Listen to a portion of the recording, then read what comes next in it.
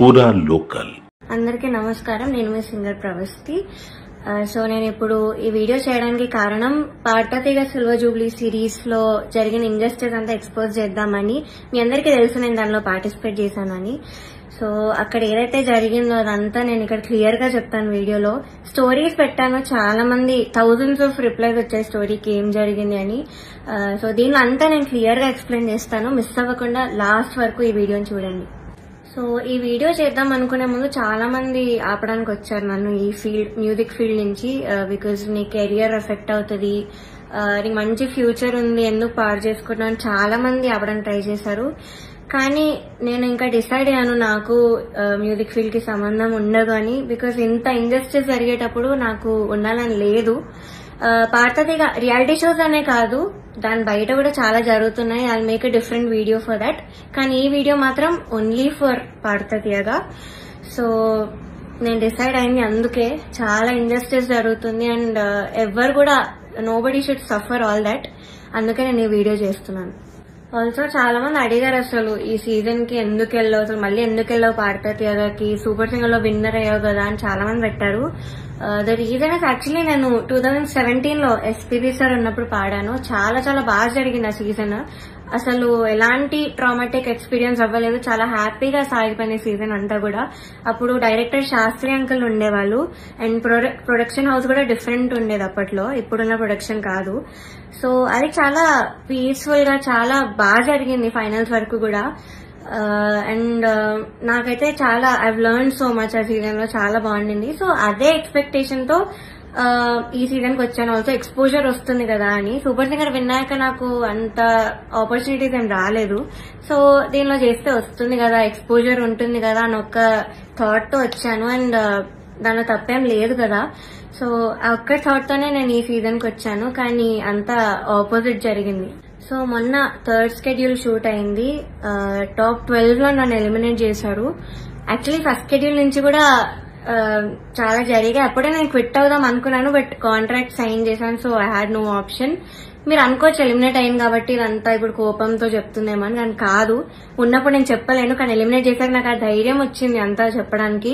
So judges గురించి కానీ అక్కడ ఆ ప్రొడక్షన్ వాళ్ళు ఎలా ట్రీట్ చేశారని కానీ నేను అంతా దీనిలో బయట పెడతాను.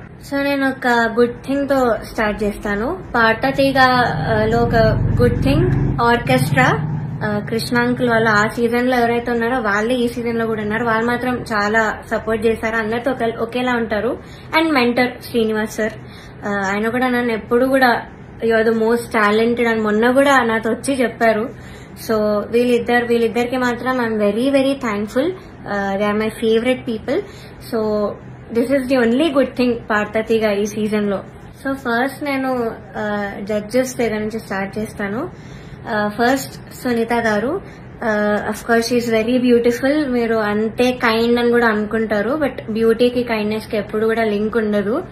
సో ఓకే, మీరు అబ్జర్వ్ చేయండి ఫస్ట్ ఎపిసోడ్ నుంచి కూడా ప్రతిసారి నేను స్టేజ్ మీదకి వచ్చిన ప్రతిసారి వాడు ఒక ఫేస్ ఇస్తారు. అది ఎవ్వరికి పెట్టరు ఆ ఫేస్, బట్ ఓన్లీ నాకు ఆ డిస్గస్టెడ్ లుక్ పెడతారు ఫేస్ మీద.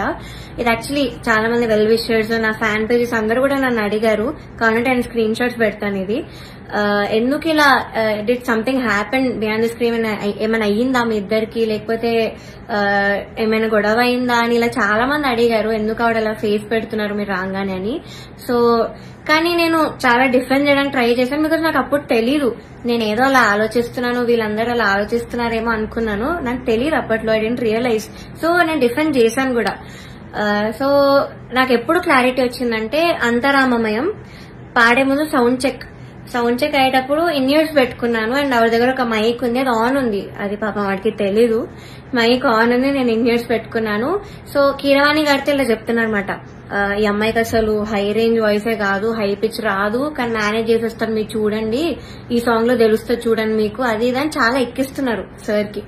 And it hurt me so bad stage మీద నించున్నప్పుడు. అప్పటికి నా సెల్ఫ్ ఎస్టీమ్ ఇలా ఆల్మోస్ట్ కిందకి దిగిపోయింది. చాలా ఏడుపు వచ్చేసింది ఆ టైంకి. కంట్రోల్ చేసుకొని లేదు I have to do this అని అంతరామమయం పాడాను. అండ్ ఆ పాటకు వచ్చిన అప్రిసియేషన్ నాకు ఇంకే పాటకు రాలేదు అప్పటి వరకు. సో అంతరామమయంకి బయట ఎవరు కలిసినా కూడా అందరు చెప్పారు నాకు వాయిస్ చాలా బాగా వచ్చింది ఆ పాటలో అని కానీ, చాలా బాగుంది ఆ పాట అని. అది యాక్చువల్లీ చాలా సాంగ్స్ ఇచ్చాం రాముడు రావుకి, చాలా ఇచ్చాము. నేను ఏది ఇచ్చినా వద్దు వద్దు వద్దు అంటే ఇంకా లాస్ట్ ఆప్షన్ గా మేల్ సాంగ్ ఇచ్చాను అంతరామమయం. సో అదే సెలెక్ట్ చేశారు and I tried my best. Male song అయినా కూడా I gave my best. And of course నాకు ప్రతి సాంగ్ కి ఆవిడ దగ్గర నుంచి నెగటివ్ కామెంట్స్ వచ్చాయి. అది మీరు నమ్ముతారు, జడ్జెస్ ఏదంటే అదే నిజం అనుకుని మీరు అఫ్ కోర్స్ నమ్ముతారు, ఓకే. బట్ అదర్ కంటెస్టెంట్స్ పాడేటప్పుడు I even give their names. ఇద్దరు శ్రీ ధృతి అండ్ గాయత్రి అక్క, వీళ్ళిద్దరు పాడేటప్పుడు పిచ్చింగ్, ఎస్పెషలీ ధృతికి చాలా పిచ్చింగ్ ఇష్యూస్ వచ్చేటప్పుడు అయితే ఆవిడ ఇలా సైగలు చేసేవాళ్ళు, షార్ప్ అయితే ఇలా చెప్పేవాళ్ళు. అది మేము అందరం చూసాము. గాయత్రి అక్క కూడా షార్ప్ అయితే ఇలా కింద ఫ్లాట్ బాడ్ అని చెప్పేవాళ్ళు. మొన్న కూడా అయింది అది. సో అంటే నాకు తప్పు లేకపోయినా మీరు అక్కడ కామెంట్స్ లో చెప్తున్నారు, వీళ్ళు చేశాక కూడా మీరు అక్కడ చెప్పకుండా సైగలు చేస్తున్నారు. సో అక్కడ నాకు నా మీద ఎందుకో గ్రడ్జ్ పెట్టుకున్నారని కూడా అర్థమైంది. చంద్రబోస్ గారు, we all know he's a lyricist. So ఆయన రెస్పాన్సిబిలిటీ లిరిక్స్ తప్పులుంటే ఆయన చెప్పాలి. సో నన్ను ఫస్ట్ 2 ఎపిసోడ్స్ బాగా మెచ్చుకున్నారు. ఇలాగా ప్రతి నోట్ గాని భావం గాని అసలు వదలకుండా పాడుతామని కూడా చెప్పారు నాకు. అయితే రాముడు రౌండ్ లో వీళ్ళందరు ట్రూ కలర్స్ అన్ని బయటపడ్డాయి. ఫస్ట్ సునీత గారు నేను చెప్పినట్టు మైక్ లో మాట్లాడేశారు, ఇండియన్స్ ఉన్నారని నాకు తెలియక. అండ్ చంద్రబోస్ గారు పాపం లిరిక్స్ లో నాకు ఒక్క మిస్టేక్ కూడా నేను ఛాన్స్ ఇవ్వలేదు అని చెప్పడానికి. సో దానిలో చెప్పలేక ఆదృత లేదు అని ఒక కామెంట్ ఇచ్చారు. అది ఇంకేం చేయాలి, మేల్ సాంగ్ సేమ్ ఇంపాక్ట్ ఒక ఫీమేల్ వాయిస్ నుంచి మీరు ఎక్స్పెక్ట్ చేయలేరు. So Antharamamayam is a male song. So ఇంకా లిరిక్స్ లో చెప్పలేక ఎందుకు ఇంకా క్రియేట్ చేసుకొని చెప్పడం నాకు అర్థం కాలేదు. అదే రౌండ్ లో ఒక అమ్మాయి లిరిక్స్ మర్చిపోయింది రాముడు పాటలో, అది మాత్రం ఆయన మెన్షన్ చెయ్యలేదు. బీయింగ్ ఎ లిరిసిస్ట్ ఆయన రెస్పాన్సిబిలిటీ ఉంది కూడా ఆయన చెప్పలేదు. ఆ రౌండ్ లో లిరిక్స్ మర్చిపోయింది, చెప్పలేదు. ఇంకా మమ్మల్ని ఏడ్పించేసావు అది ఇదని చెప్పింది. చాలా మంది చేతిలో రాసుకొని వచ్చారు, అది కూడా ఆయన చెప్పలేదు, అది కూడా కౌంట్ చేయలేదు. కానీ నాకు మాత్రం లేని నెగిటివ్ పాయింట్స్ అన్ని, ఆయనకు అవసరం లేని నెగిటివ్ పాయింట్స్ అన్ని కూడా చెప్పారు. లిరిక్స్ లో మాత్రం నేను ఇప్పటివరకు ఆయనకు ఒక్క ఛాన్స్ కూడా ఇవ్వలేదు సాంగ్స్ లో. I never made a mistake lyrics point of view అయితే అస్సలు చేయలేదు. మీరే చూడండి, మీకే అర్థమవుతుంది.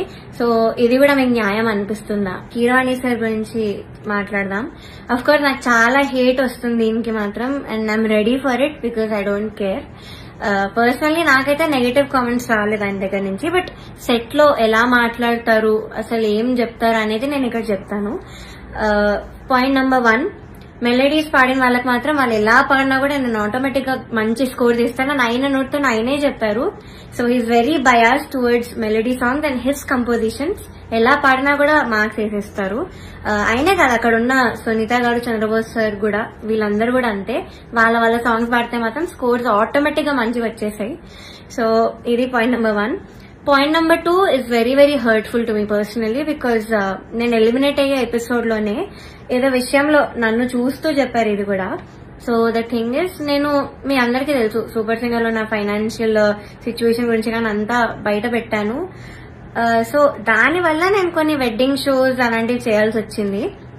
సో ఈ పాయింట్ మీద సార్ మాట్లాడారు.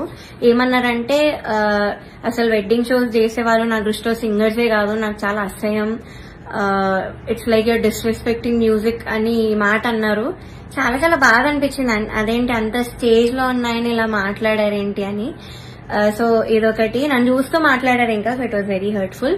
పాయింట్ నెంబర్ 3, సో థర్డ్ వచ్చిన వాళ్ళకి ఆయన 1 lakh ఇస్తా అని చెప్పారు. 4th ప్రైజ్ వాళ్ళకి మూవీలో సాంగ్, అండ్ 5th ప్రైజ్ వాళ్ళకి ఆయన గ్రూప్ లో చేర్చుకుంటామని చెప్పారు సార్. సో ఇది ఎలా చెప్పారంటే, 5th ప్రైజ్ వచ్చిన వాళ్ళకి నా దగ్గర కొంతమంది రోజు వచ్చి చాకరీ చేస్తూ ఉంటారు, వాళ్ళ ట్రూప్ లో జాయిన్ చేసుకుంటా అని చెప్పారు. ఇలా చాకరీ అనే వర్డ్ వాడారు. అంటే ఇది డిస్రెస్పెక్ట్ఫుల్ కాదా?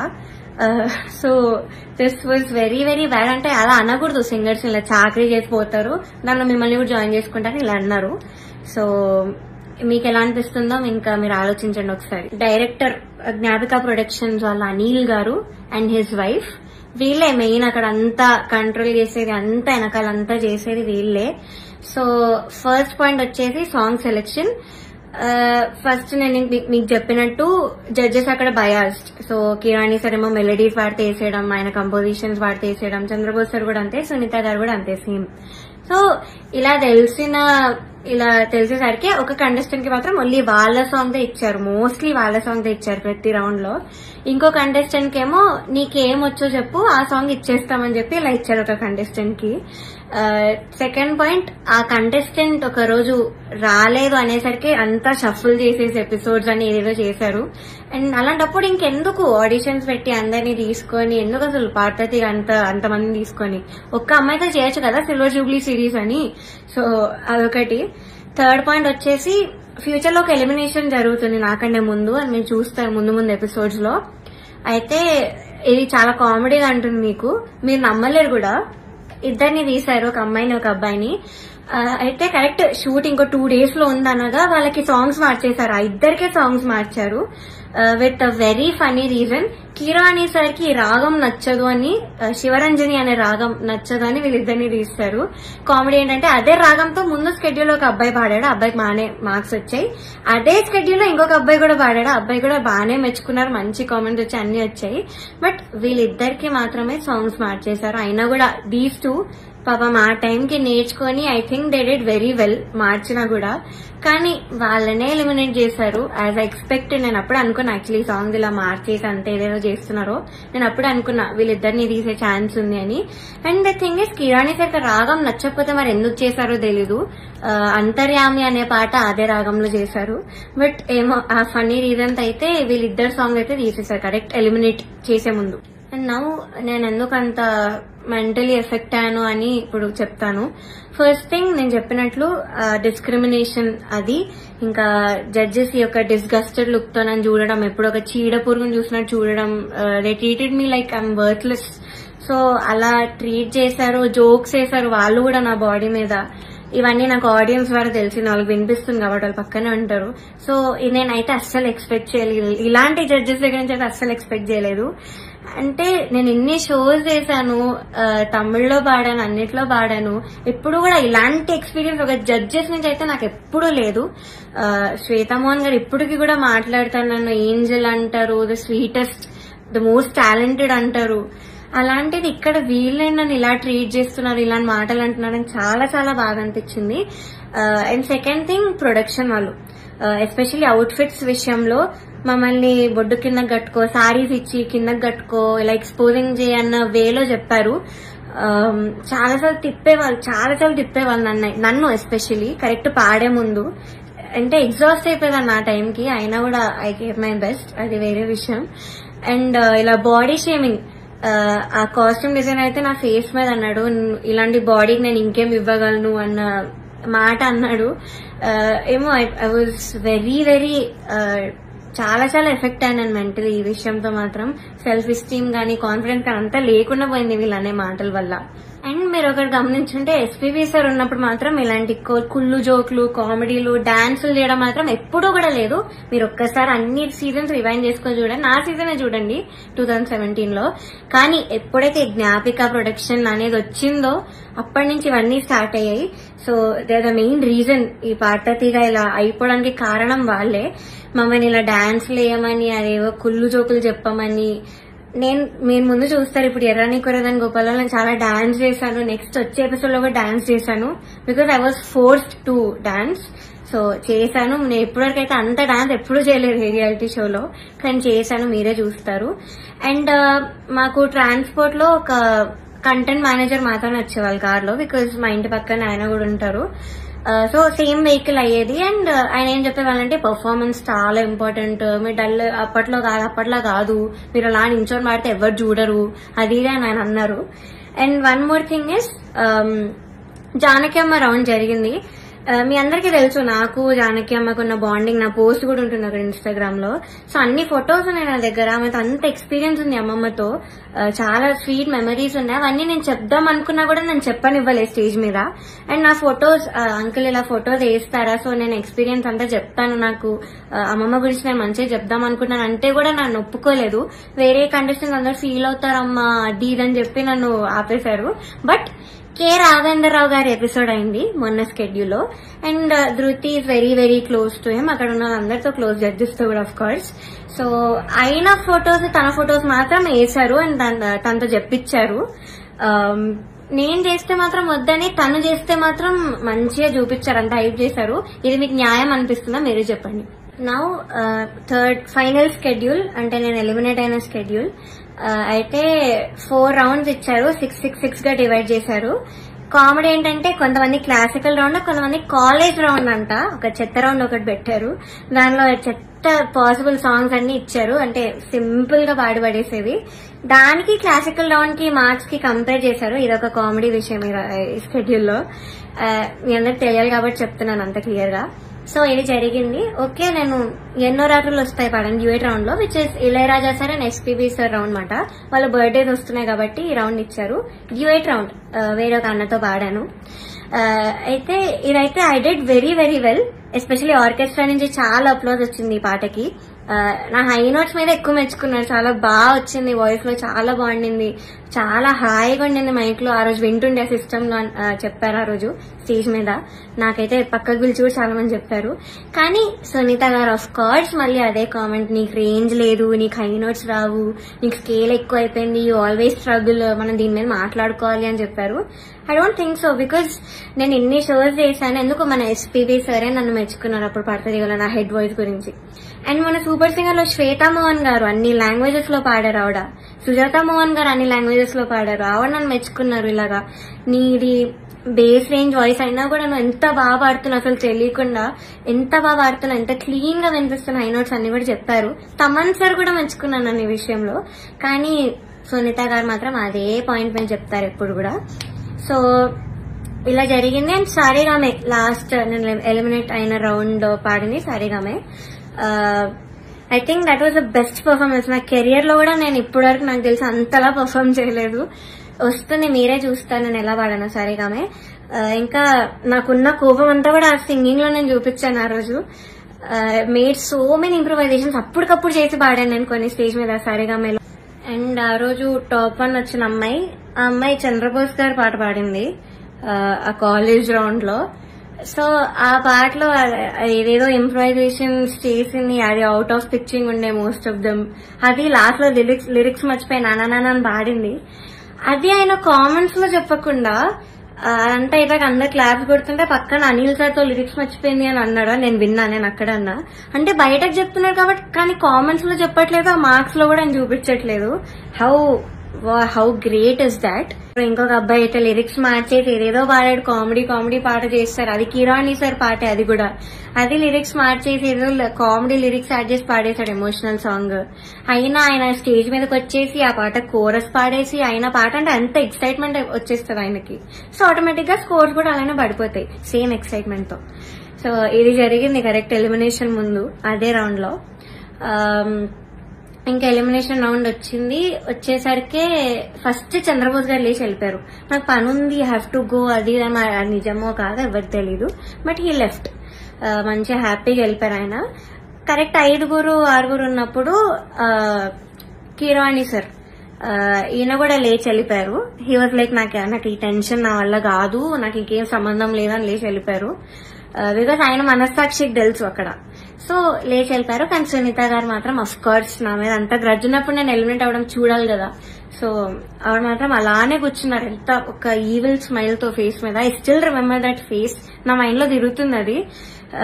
నేను మాత్రం ఏడుపు కంట్రోల్ చేసుకుంటున్నా. I'm controlling. లేదు, ఐ షుడెంట్ క్రై. నన్ను ఇంత టార్చర్ పెట్టారు, నేను ధైర్యంగా బయట పెట్టాలి, దానికి నేను ఏడవకూడదు, నేను మంచిగా ఎలిమినేట్ అవ్వాలి హ్యాపీగా అనుకున్నాను. సో నేను మాత్రం మంచి స్మైల్ పెట్టుకుని నించున్నా. అయితే లాస్ట్ ముగ్గురు ఉన్నాం లాస్ట్ కి. ఒకరు సేవ్ అయ్యారు, నేను ఇంకా ఇంకొక అన్న ఎలిమినేట్ అయిపోయాము. ఇద్దరం ఎలిమినేట్ అయ్యాము. అయ్యాక నాకు కొంచెం ఐ వాట్ ఎమోషనల్ గా అయినా కంట్రోల్ చేసుకుని వెంటనే ఐ గేవ్ అ స్మైల్. అయితే my mother she saw all of these కదా. సో ముందు నుంచి తట్టుకుంటూ వస్తున్నాం, ఇంకా తన వల్ల కాలేదు. సో మా మదర్ స్టేజ్ మీదకి వచ్చి నన్ను తీసుకెళ్లిపోవడానికి ట్రై చేశారు అక్కడి నుంచి. ఆ ట్రాఫీ ఇవేం తీసుకోకు, వద్దు వెళ్ళిపోదామని. సో అదే ఎమోషనల్ మైండ్ సెట్ తో సునీత గారి దగ్గరికి వెళ్ళి ఎందుకు ఇంత అన్యాయం చేశారు అని ఇలానే అనింది మా మదర్. బట్ సునీత గారు ఆవిడ రిప్లై మాత్రం, నువ్వు వెళ్ళి ఇక్కడ ముందు ఇక్కడి నుంచి దయచేయి అనింది. ముందు ఇక్కడి నుంచి బయటకు వెళ్ళిపో అన్న వేలో ఆవిడ మాట్లాడారు. ఇలానే నువ్వు అన్నారు, which was very very cheap. అసలు ఎవరు ఎక్స్పెక్ట్ చేయరు అలాంటి జడ్జ్ నుంచి ఇలాంటి మాటలు వస్తాయని. నేను కూడా ఎలిమినేట్ అయిన షోస్ కూడా ఉన్నాయి. నేను తమిళ్లో బాగా ఎలిమినేట్ అయ్యాను టాప్ 5 లో, హాఫ్ మార్క్ లో ఎలిమినేట్ అయ్యాది కూడా. అప్పుడు మేమేమి ఇలా ఎమోషనల్ అయిపోయి ఏం చేయలేదు, బికాస్ ఆ జడ్జెస్ అంత బాగా మాట్లాడారు కాబట్టి మాతో. చిత్రామ్మ ఎంత బాగా మాట్లాడతారు, ఇప్పుడు కూడా ఎంత బాగా ట్రీట్ చేస్తారు. ఆవిడ కాల్ చేసి కూడా మాట్లాడాను నేను ఎలిమినేట్ అయ్యాక. మమ్మీతో మాట్లాడారు, మనో సార్ కాల్ చేశారు, మాల్గుడి సుబ్బమ్మ మాట్లాడారు. అలా మాట్లాడతారు కానీ నువ్వు ఇక్కడి నుంచి వెళ్ళిపో, దయచేయి ఇక్కడి నుంచి దయచేయి అని అలా చెప్పారు ఆవిడ. అలాంటి వాళ్ళని మీరు ఇక్కడ ఎంత హైప్ చేసి పైన పెడతారో ఐ డోంట్ అండర్స్టాండ్ వై. ఇప్పటికైనా మీకు అర్థం కావాలి వాళ్ళ గురించి. కానీ ఎందుకో మీ మైండ్ సెట్ కి ఎక్కదు. నాకు డౌటే, నేను చెప్పేది కూడా మీకు ఎక్కుతుందో లేదో. కానీ నేనైతే అంత ధైర్యంగా బయట పెట్టాను, బికాజ్ నేను ఈ కెరియర్ వదిలేద్దామని డెసిజన్ కి వచ్చాక నేను ఇవన్నీ బయట పెడుతున్నాను. బికాజ్ నాకు ఇంకా రావు ఆపర్చునిటీస్, ఎందుకంటే పెద్ద పెద్ద నేమ్స్ తీసుకున్నాను, వీళ్ళందరూ మేము చెప్పాను కాబట్టి నాకు ఇంకా ఉండదు. ఈ మ్యూజిక్ లో నాకు ఇంకా ఎలాంటి ఛాన్స్ అనేది రాదు. నేను అది డిసైడ్ అయ్యే ఇవన్నీ పెట్టాను. ఈ వీడియో చేయడానికి మెయిన్ రీజన్ వచ్చేసి మీరు ఇదంతా చూసి ఇప్పటికైనా రియలైజ్ అయ్యి ఇలాంటి ఫ్రాడ్ షోస్ అన్ని కూడా చూడడం మానేసి, ఆ స్పాన్సర్స్ కూడా స్పాన్సర్ చేయడం మానేసి బ్యాన్ చేస్తారని ఒక హోప్ తో నేను చేశాను ఈ వీడియో. అండ్ నాలా చాలా మంది సఫర్ అయిన వాళ్ళు ఉన్నారు, కానీ ధైర్యం లేక కెరియర్ గురించి ఆలోచించి చాలా మంది మాట్లాడకుండా ఆగిపోయారు. నేను మాత్రం కెరియర్ వదిలేస్తున్నాను కాబట్టి ఇదంతా చెప్తున్నాను కెమెరా ముందు ధైర్యంగా. సో జడ్జెస్, మీరు ఆ సీట్ లో కూర్చున్నప్పుడు మీకు ఒక రెస్పాన్సిబిలిటీ ఉంది, జస్టిస్ చేసే ఒక రెస్పాన్సిబిలిటీ. కానీ మీరు అది చేయకుండా మీ ఇష్టం వచ్చిన వాళ్ళని తెచ్చి మా అమ్మాయివే నువ్వు, నేను బుడతల బ్యాచ్ నుంచి నువ్వు అప్పటి నుంచి చూస్తున్నాను అది ఇది అని చెప్పి ఇవన్నీ చేసి మీరు సరస్వతి అమ్మవారిని అవమానం చేస్తున్నట్టు, మీరు షేమ్ చేస్తున్నట్టు, ఇన్సల్ట్ చేస్తున్నట్టు సరస్వతీదేవిని. సో మీరు ఇలా చేసే పని అయితే ప్లీజ్ డోంట్ సీట్ లో కూర్చోకండి. ఇంకా చిత్రమ్మ, ఎస్పీ శైలజమ్మ, మనో గారు వీళ్ళు ఉంటే ఎంత బాగుంటుంది ఆ ప్లేస్ లో, ఎంత బాగుంటుంది ఆ జడ్జ్మెంట్. సో అది మాత్రం చేయకండి, because what all you doing is injustice. మాలాంటి లైఫ్ తో ఆడుకుంటున్నారు. ఇలా మాకేం పవర్ లేదు, మనీ లేదు, we can't buy anybody bribes ఇచ్చి గిఫ్ట్స్ ఇచ్చి మేము అవేం చెయ్యలేము. నాకు అందుకే ఆపర్చునిటీస్ కూడా రాలేదు. వచ్చినవి కూడా ఇలాంటి కొన్ని క్యారెక్టర్స్ మధ్యలో వచ్చి లాగేసుకున్నారు అన్ని ఆపర్చునిటీస్. సో దయచేసి ఇలా ఒక లైఫ్ తో ఆడుకోకండి. మీకు అంత ఇంజస్టిస్ చేయాలంటే అక్కడ కూర్చోకండి, అసలు జడ్జెస్ సీట్ లోనే కూర్చోకండి. వాళ్ళు వేరే వాళ్ళని పెట్టుకుంటారు, ఇలా చిత్రామ్మ ఇలాంటి వాళ్ళని ఏదో ఒకటి చేసి పెట్టుకుంటారు. That is the right thing to do.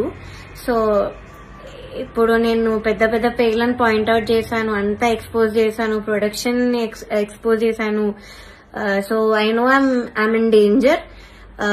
Audience కి ఏం తెలియాలంటే, నాకు ఏమైనా అయినా, మా ఫ్యామిలీకి ఏమైనా అయినా, లేకపోతే మేము ఏమైనా చేసుకున్నా, సునీత గారు, చంద్రబోస్ గారు, కీరవాణి గారు, Gnapika productions, Anil sir is responsible for all of this.